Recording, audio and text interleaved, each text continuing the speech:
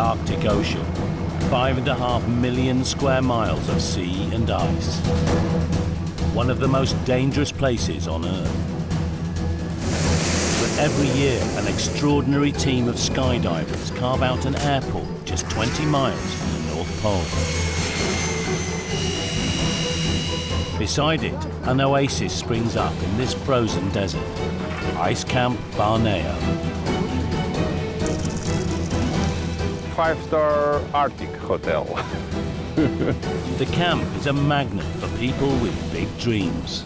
I've just been dipping my boot in the end of the runway since you mentioned it. Marathon runners.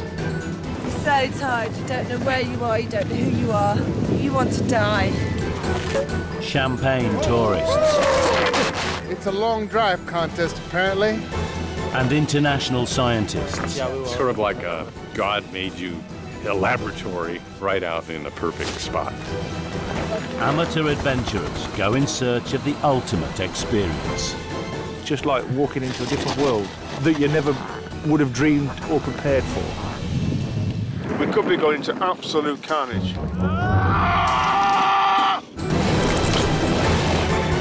They have just 3 weeks to pursue their Arctic dreams before Barneo melts into the sea.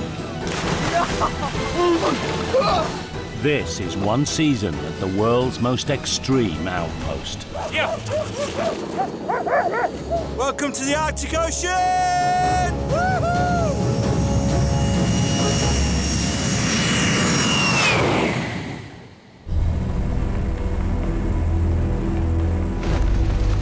It's early April, and 20 miles from the North Pole, the heated tents of Ice Camp Barneo are full to bursting. An ice runway, little more than a metre thick, brings a steady flow of visitors from the mainland.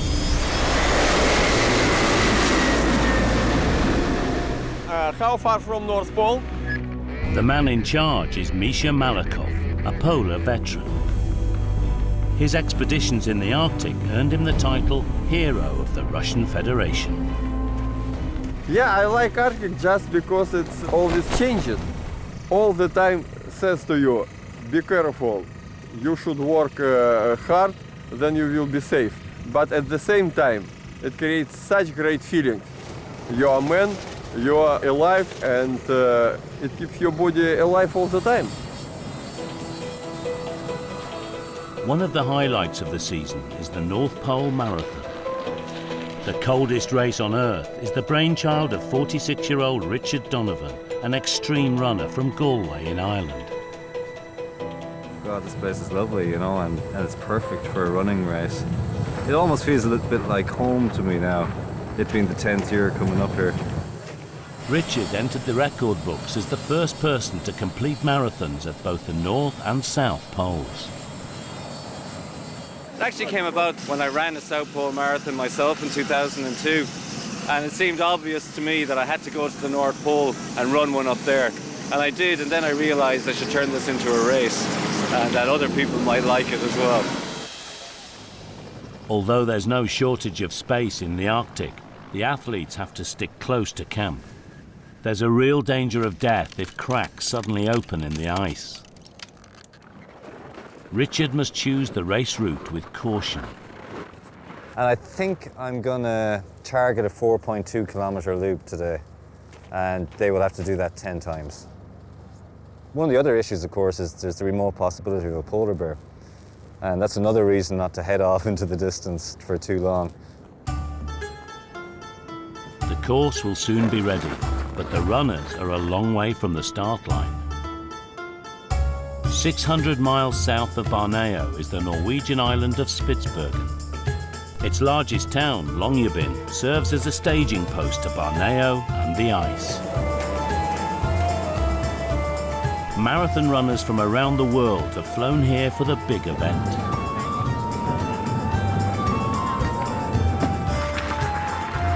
Becky Newman from London is getting in some last-minute training.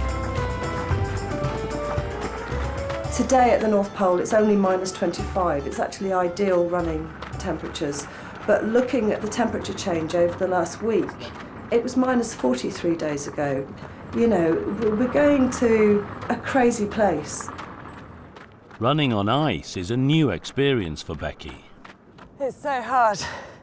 I mean, I've just run a mile, if that, and I'm completely shattered. This is like nothing else. I really hope I can do it. I just so hope I can do it. I'm absolutely bricking it now. Single mum Becky runs a pub back home. The challenge ahead holds a special significance. I'm trying to raise £10,000 for a local charity called Headway, because back in 2005 my sister died of a brain hemorrhage and it was very sudden. She was only 43 years old. So I can think of no greater or better motivation than doing the North Pole Marathon.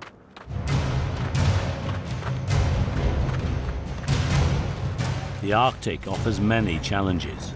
Some are physical, others mental. Mark Wood, a full-time explorer from Coventry, is attempting to travel to the pole alone. I quite enjoy guiding teams, but it is quite nice being responsible for yourself. And sometimes it's good to see who you are really. You know, you don't get many chances in life to find out who you are really. Rather than sleep in a hotel, Mark pitches his tent away from the crowds on the edge of town. Just a few weeks ago, he was standing at the other end of the planet. And it was the unknown. When I arrived in Antarctica, I was really scared. Didn't know what was going to happen, whether I could cope.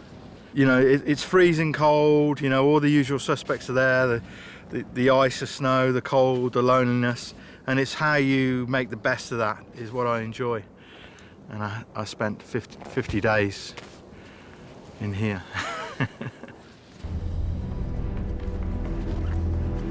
Mark settles in for the night. Tomorrow he'll head to Barneo to face the Arctic wilderness.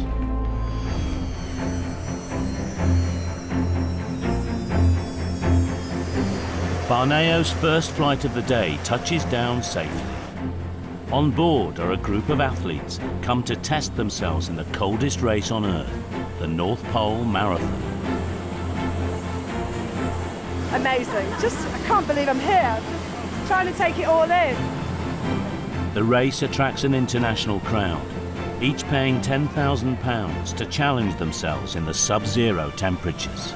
And to run a marathon on the top of the world? How amazing is that? Rhoda is an ER doctor from New Orleans.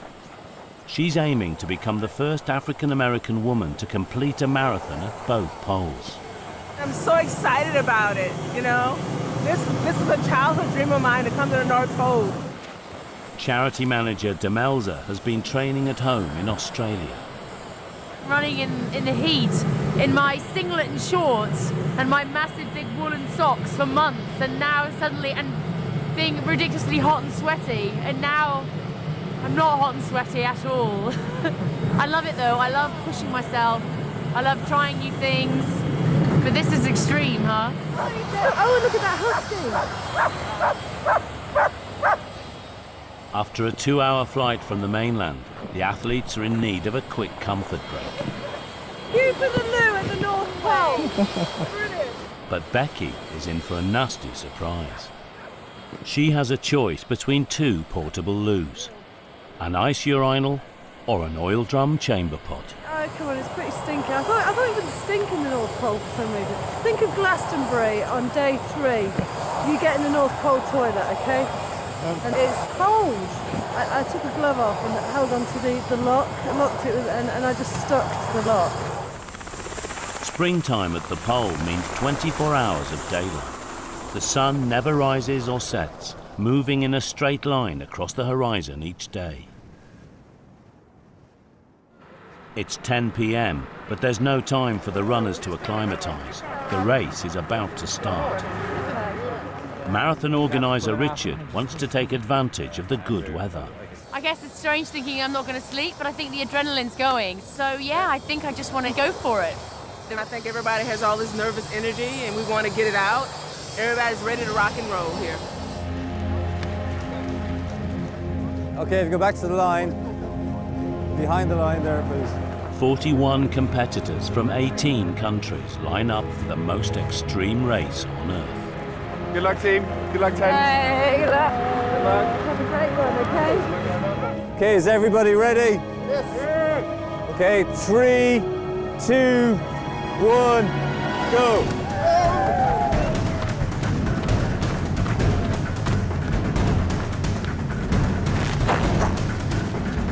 The athletes now face 26 miles of ice and snow in bone-chilling temperatures, 21 degrees below zero.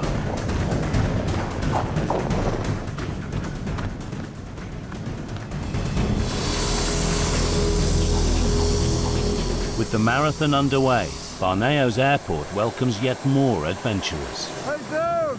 Solo explorer Mark, attempting back-to-back treks to both poles, is in his element. Beautiful, a frozen moon. And I'm smiling. This is the first time I smiled in about 10 days. I'm just like, woohoo! Oh man. Plan is to get some coordinates, get the fuel, and then find a time when I can start the expedition and head off. But Mark is about to find out this is Misha's kingdom. He'll have to convince the boss of Barneo he's up to the task ahead. You know, my journey is solo, and that's what I'm going to take it as. And I will find, you know, when things come up, I'll deal with it. If I need to call you guys in, I'll call you guys in. There's never been a death at Barneo. Misha is determined that record will stay intact. He's turned around and said, you know, join this other team. And I'm like, no, this is solo. So he's trying to tell me to join another team, and I'm like, no. It's my life at the end of the day, eh? So. Misha knows just how dangerous this place can be. The camp is built on sheets of drifting sea ice. The environment can change in an instant. 2 years ago, this happened.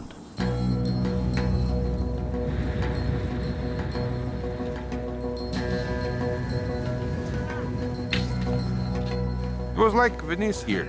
Really, I'm not kidding. The runway was cracks along the runway, and it cracks all around the camp, so different tents were drifting away in different pieces of ice. And the big tent, one of mess room, the water was just straight under the door. One guy's opening the door, water closing the door. The Arctic Ocean is 2.5 miles deep here. Cracks are caused by wind and sea currents, which push and pull the ice. We're all superstitious here. So the Russian polar guys are thinking if you need to keep your piece of ice solid, don't shave your beard. That's why I'm not shaving my beard for months.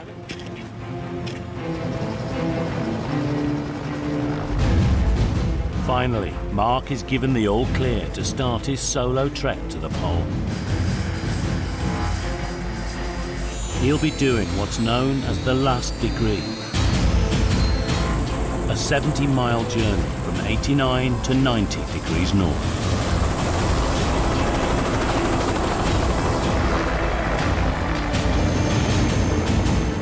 Once the helicopter has dropped him on the ice, Mark's only link to the outside world will be a satellite phone. He'll be completely alone, with nothing but 500 miles of ice in every direction.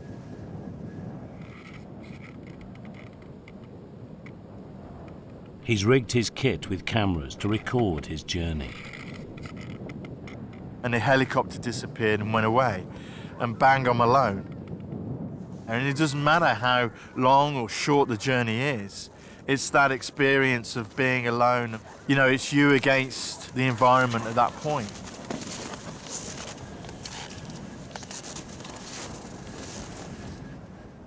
The Arctic is so cold because up to 90% of the sun's rays are reflected back by the ice. But on the marathon course, the freezing temperatures aren't slowing down British pub owner Becky. It's wonderful. It's so lovely. It's flipping hard though. The first part of the course is okay. When you get to this bit, it's really soft, really deep. So you got 50% to rest your legs a bit, 50% to kill yourself.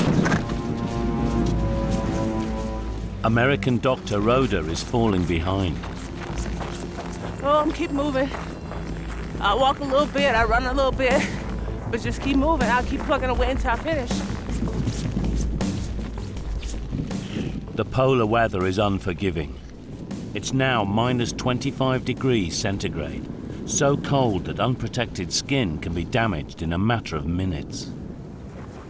Race organizer Richard is on the lookout for signs of frostbite and hypothermia. As they become fatigued, there's more of a chance of something happening to them. And you often see white patches on the face, which can be frost damage. And you take those guys aside, you deal with it just by putting skin on skin. And that's the only way to heat it up. Can we use ointment for you? Fortunately, the runners are in safe hands.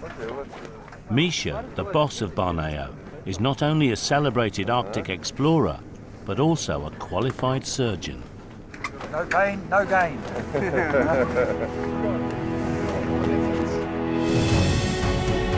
Barneo is not just for thrill seekers, it's also a unique research base.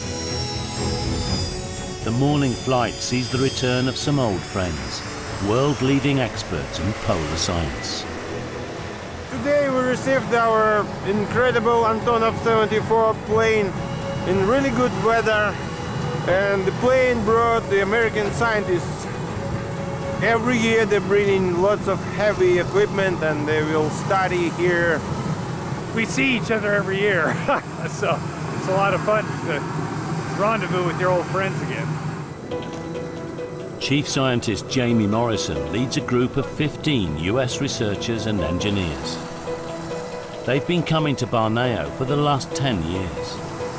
Sort of like a God made you a laboratory right out in the perfect spot. The team are here to conduct experiments to see if the polar ice cap is shrinking. Some scientists believe that a reduction of Arctic ice could cause massive climate change. We know that the region's changing, and so we want to connect the dots between chemistry and snow and sea ice. We want to understand that field so that we can determine how things will change in the future. The scientists have come armed with some heavy-duty instruments to gather their data. This is a buoy that will be measuring a lot of atmospheric chemistry. The team will bury a total of 18 devices in the ice sheet, which floats on top of the ocean. These buoys are part of a bigger network. We're trying to gain a foothold in making measurements across the broad Arctic.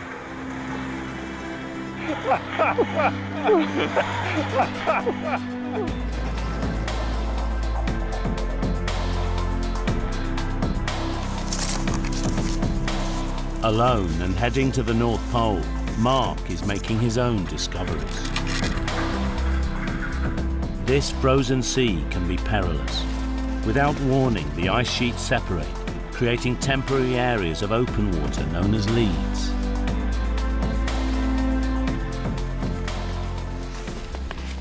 So standing in this hard open lead here, it's quite hard here, and then you can see it gets softer and softer, and then there's actually water down there. If Mark should fall through the ice, he has no one to drag him to safety.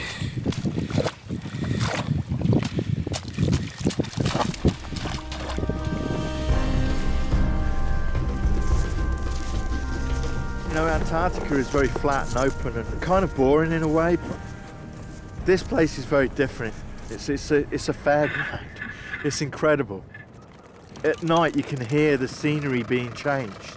You can hear the ice cracking and breaking, the ocean moving below you and forming these ridges that you see the next day. Beautiful, sculptured, pure blocks of ice. and some of them are the size of cars. But Mark's perfect solitude is about to be shattered.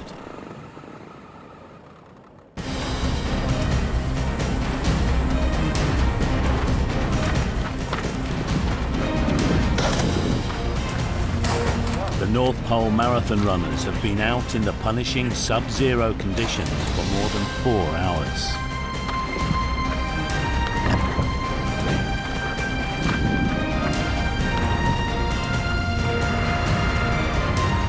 Single mum Becky still has 3 laps of the 2.5-mile circuit to go. I'm just doing the final push. I am knackered, it's so hard. It's tradition for one Barneo team member to enter the race. Defending the camp's honour this year is Yuri. Decided to run just last minute before start. Like Very brave guy. Like Mike Tyson. Skydiver. All the runners will make regular stops in the heated food tent. Oh, good tea, thank you.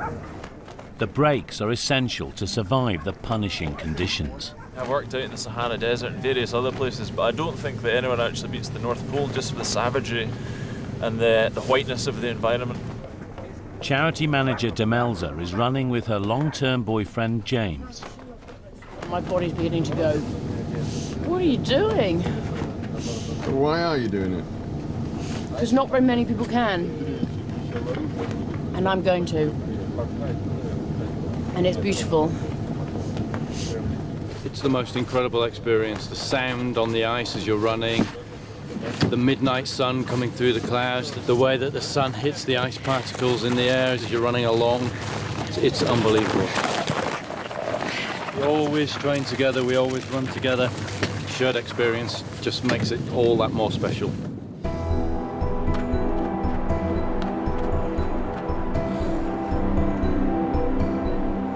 Scottish doctor Andrew Murray has kept an incredible pace. He comes home first in a time of 4 hours and 17 minutes. But it's taken its toll. It doesn't get much more surreal than finishing a race at 2:30 in the morning at the North Pole. It's some feeling just actually finishing the thing. And it'll be really nice just to get the chance to cheer everyone else in. Come on, Becky! One more to go, Rebecca! The home team are looking for a big finish. Yuri isn't going to disappoint them. Our skydiver, Dr. Black, going to finish the race. Yuri is one of the skydivers who built the runway. Clearly, he's not afraid of the cold. It is my first marathon. Australian Demelza takes the crown as the fastest woman with a time of 6 hours and 6 minutes. Oh my God. And boyfriend James has an unexpected prize for her. Oh, yes, God. Will you marry me? Look, I'm wearing everything. Will you marry me? Yes, would be good. Oh my God. I can't believe it. She did say yes. He nailed it, he nailed it. Running around and seeing Demelza and watching her work, I was so proud of her. I thought, you know, I've really got to put the icing on the cake here, and absolutely the right moment. So, Honestly, I had no idea. I thought you never wanted thanks, to get guys. married. Thank you. I can't believe it.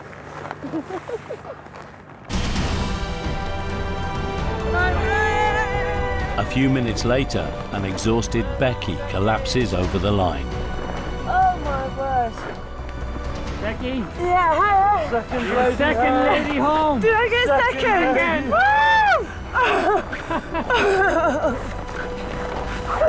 Here's Julie behind you. Come on, Julie! One by one, the shattered runners struggle to the finish line. Some with more style than others.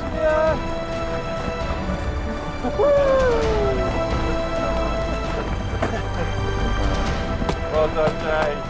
Wow, that's easily the toughest marathon in the world. It's been an experience they will never forget.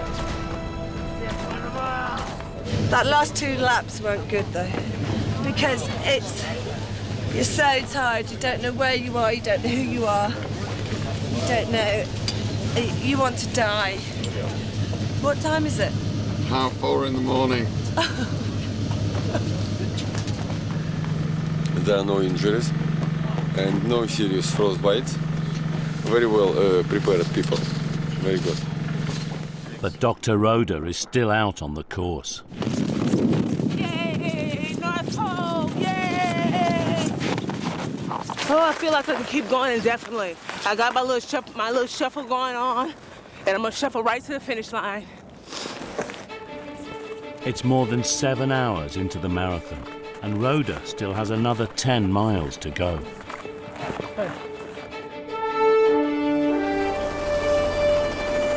The sun never sets on Barneo. The runway works day and night.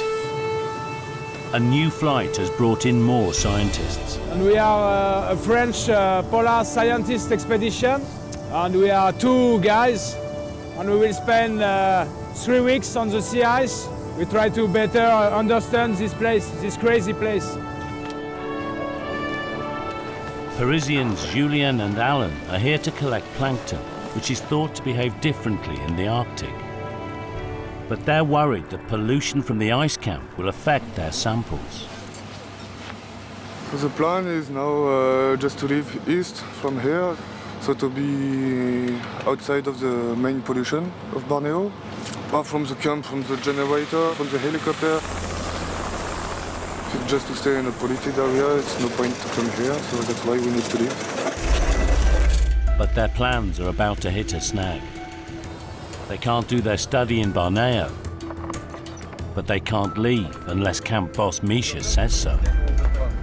You don't have big experience to travel on drifting ice of Arctic Ocean. Am I right? We have done a bit of it. We have done a bit of it. Where? East coast of Greenland. Greenland, it is not Arctic Ocean. And you should not cross any open water, my point of view. Alan, do you understand what I mean? Yeah. It means chances that this ice will be broken and you can be lost, not so much. No, definitely. Still concerned by their lack of polar experience, Misha insists on checking their kit. Spare GPS. Most important is your brain. If you have even very good equipment, but your brain not ready for it, it's useless. Everything is useless. Finally, Misha agrees to allow the French team onto the ice. But there's a condition. They must stay close to the camp so he can keep an eye on them. Arctic Ocean is basically a flat area. You need to ski as straight as possible. Too many pressure ridges and obstacles. You can see a trail from the skiers, and you cannot say, is it experienced person or not experienced person? Usually experienced person goes straight, even through pressure ridges.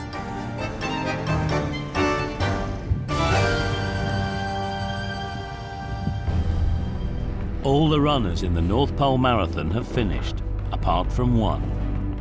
Rhoda from New Orleans has been out on the ice for over 11 hours, and she's starting to get confused.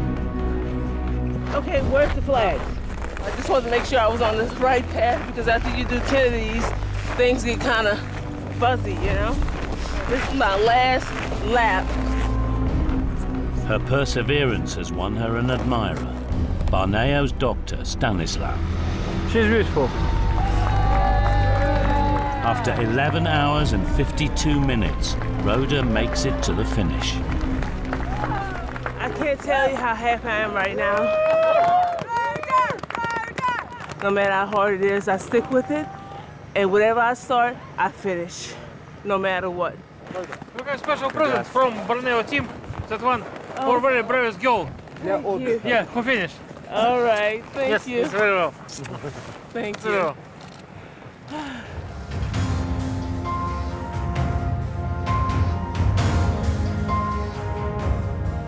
Mark Wood is alone in the midst of 5.5 million square miles of ice. At the end of his first day, he's 11 miles closer to the North Pole.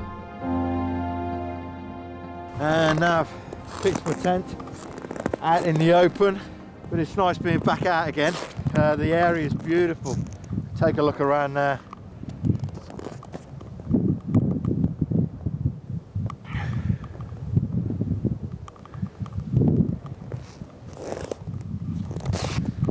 But the weird thing about being here is the noise. You know, you get silence all the way through the day, then you hear a crack or a boom or something like that, and it's just the sea moving underneath the ice. And it's quite scary, really. Mark will consume up to 8,000 calories a day during his trip. All of his hot food is prepared by melting snow over a small stove. So, let me just show you this. This is my pudding. And basically, it's apple and custard, porridge and raisins. You can even taste the meal from last night in it, which was like a meaty stew. So you got that added extra custard and so the meat effect.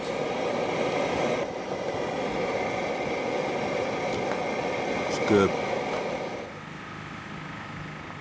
In Barneo, thoughts also turn to food, though in slightly larger quantity. The 48 staff are winding down for the day, but the marathon runners are keen to enjoy the spoils of the race. It's happening in tent 9. You can get your drink on and have a party. Party time. Compared to next one. We're all very happy. We've had some really nice vodka tonics with Arctic ice. Yeah, we're having a great time. This is the place to be on the North Pole right now.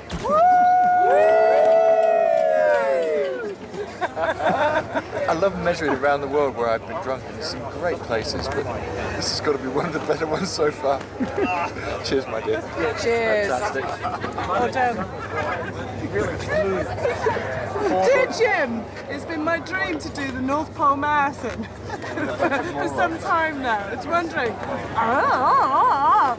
well, Rebecca Newman, I reckon we could fix it for you to go to the North Pole and do the marathon.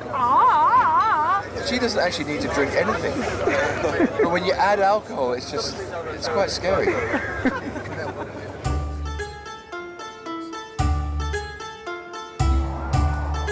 The camp of French science team Alan and Julien is as far from Barneo as Misha will allow. They're here to collect plankton samples. To reach these microscopic beasts, they must cut a hole in the ice. But it refreezes after just a few hours. The sea ice becomes like this in even less than 12 hours actually. That's why we cut it twice a day. We can see directly the life under the sea ice because we can't imagine that some things can live in this place because it's a very hard place. When you wake up every morning, you are in a warm sleeping bag. In the tent, the temperature is minus 20. It's really not comfortable place. Even though they're just a few miles from Barneo, they must still take precautions. So this is our bedroom, our tent. So we protect it against polar bear with this trip wire. It will hit this wire, and then the trigger here will go out, and this flare will go up and explode. So maybe it will afraid the polar bear, but otherwise at least it will wake up us, and we'll be aware that there is a polar bear around. So. This place is one of the most dangerous places in the world. Everything can happen. polar bears, the sea ice can be broken. You can die very fast.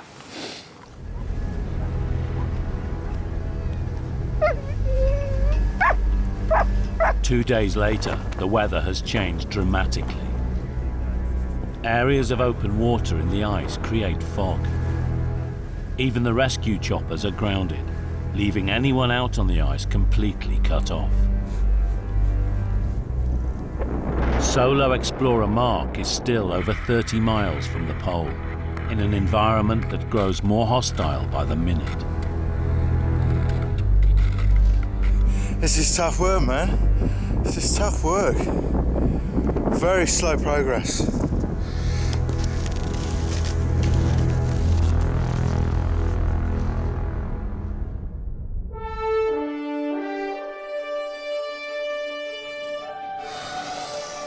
At Ice Camp Barneo, the American scientists are ready to deploy their giant buoy.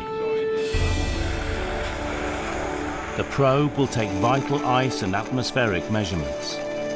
It weighs the best part of a ton, so the team will need the help of the Russians. Next step will be the helicopter picking this buoy up and basically inserting it in that hole. The camp is running flat out and the helicopters are in big demand. To make sure his team gets one, Andy resorts to a little light-hearted bribery. The management came in our tent the other day and needed something, but there was a can of nuts on the, and he just, before he said anything, helped himself. So I said, okay, you took your nuts, now we want something in return. And after that, the nuts have become a joke, you know, so no. Having discovered the real currency of Barneo, Andy heads off to see Operations Director Misha. Just a moment, your weather, I see. And this is not a gift, it's a bribe. Not for camera! Bad man! Listen, I am not accepted for camera, I am not accepting it. No, because it's a bribe. It's a gift now. As gift, thank you very much. But sorry, I need to answer to another. Absolutely. Once you get far enough north, you help each other. Money doesn't mean anything. You need to help each other out, and that's the beauty of the Arctic, I think. With access to the helicopter sorted, the buoy is ferried to the deployment site.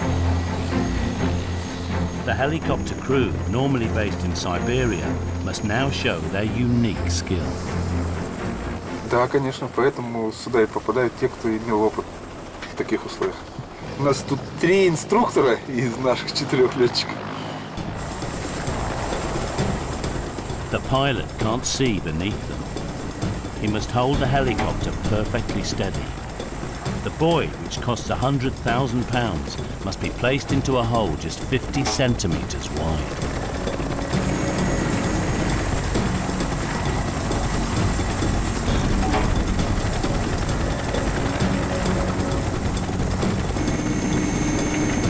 They've done it. With the buoy in place, the team can celebrate. That's pretty good flying. That was a nice job they did. This is going to end up in the North Atlantic. It takes about a year to get from here down to the entrance to the Greenland Sea and open water. As the ice sheet drifts on the ocean, the buoy will drift with it. Scientists worldwide will study the data it beams back to better understand the ice cap and its effect on the Earth's climate.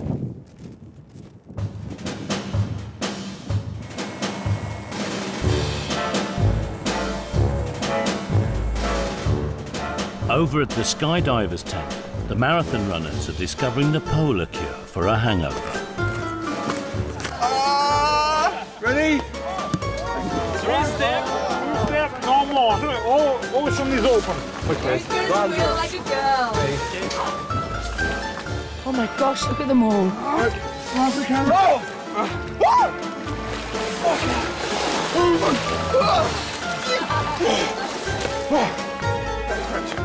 That is bloody freezing.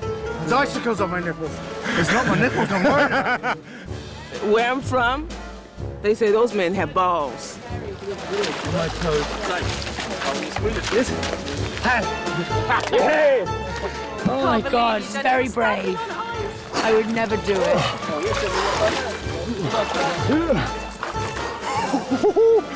Oh, it's just numb. My body is completely numb. I don't think I'll be doing it again.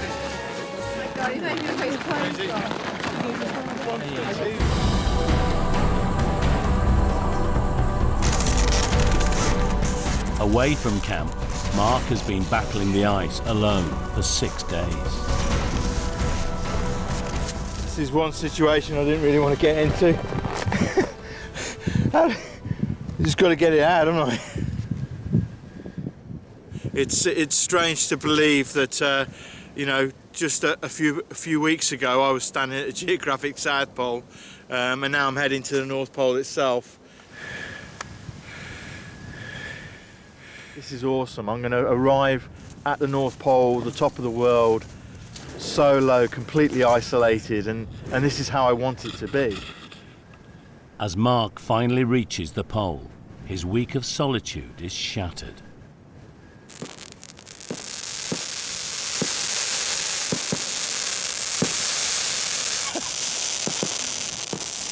Fireworks at the North Pole, man.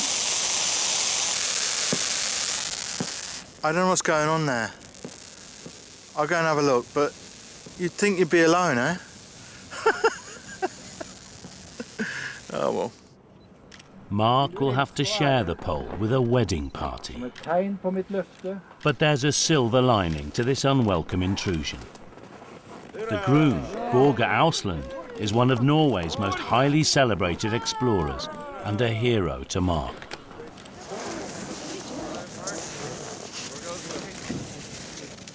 It's incredible. I feel like I'm dreaming.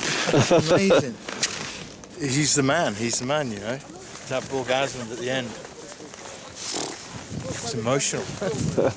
You were invited, you just came in. Yeah, I'm sorry I'm late. I should have dressed better as well. I should have worn a tie and that, you know.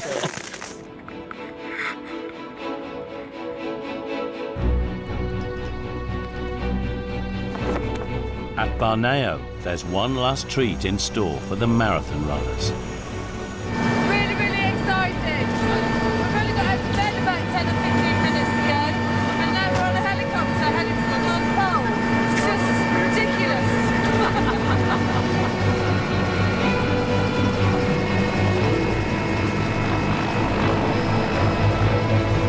The 30-minute chopper ride over the perilous ice is an easy way to reach the pole.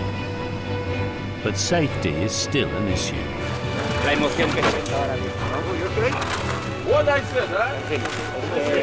like the chopper ride a lot. It's my favourite part of the trip, I have to say. And when everybody gets here, you know, you've kind of delivered what you were supposed to do. And as you can see, everybody's delighted. I'm about to jump. 1, 2, hey! It's beautiful. Yeah, it is amazing. I feel like David Attenborough should appear any minute now, talking to me about ice flows. It's very beautiful. No trip to the pole would be complete without the traditional jog around the world. Some kind of pilgrim ceremony going on now. It's like we're going around a maypole.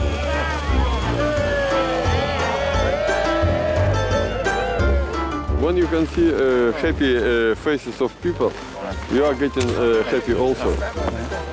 So actually a good job to make people happier, just to give them something very emotional and very good memory.